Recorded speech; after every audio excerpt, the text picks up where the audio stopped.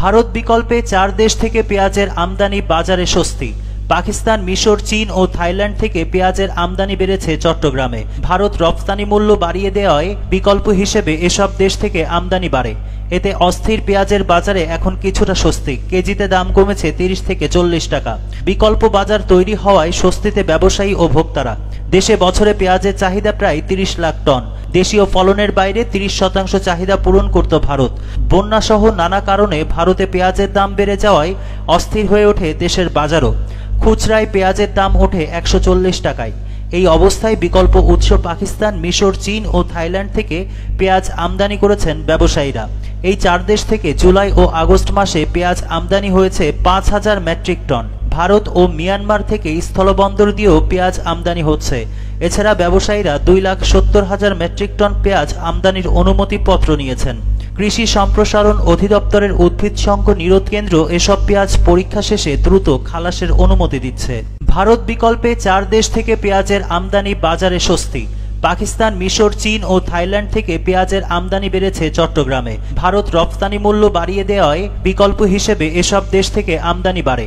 এতে অস্থির পেঁয়াজের বাজারে এখন কিছুটা স্বস্তি। কেজিতে দাম কমেছে 30 থেকে 40 টাকা। বিকল্প বাজার তৈরি হওয়ায় স্বস্তিতে ব্যবসায়ী ও ভোক্তারা। দেশে বছরে পেঁয়াজের চাহিদা প্রায় 30 লাখ টন। দেশীয় ফলনের বাইরে 30% চাহিদা পূরণ করত ভারত। বন্যাসহ নানা কারণে ভারতে পেঁয়াজের দাম বেড়ে যাওয়ায় অস্থির হয়ে ওঠে দেশের বাজারও। খুচরায় পেঁয়াজের দাম ওঠে 140 টাকায়।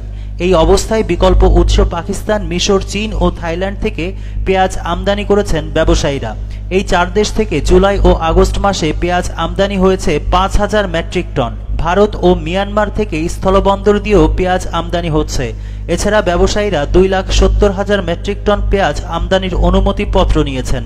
কৃষি সম্প্রসারণ অধিদপ্তরের উদ্ভিদ সংঘ নিরোধ কেন্দ্র এসব পেঁয়াজ পরীক্ষা শেষে দ্রুত খালাসের অনুমতি দিচ্ছে।